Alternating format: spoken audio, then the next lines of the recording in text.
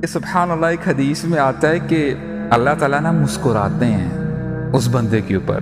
क्यों मुस्कुराते हैं? जो बंदा रात को उठकर नमाज पढ़ रहा होता है और अल्लाह ताला से कुछ मांगता है, तो अल्लाह ताला ना मुस्कुराते हुए फरिश्तों से पूछते हैं कि मेरा बंदा क्या मांग रहा है। इसने अपना बिस्तर छोड़ के, अपना आराम छोड़ के, इसने ठंडे पानी से वुज़ू किया, मेरे सामने खड़ा हुआ, ये चाहता क्या है? तो फरिश्ते कहते हैं, ए अल्लाह, ये आपकी रज़ा चाहता है, ये जहन्नम से बचना चाहता है। तो अल्लाह ताला मुस्कुराते हैं इस बंदे के ऊपर।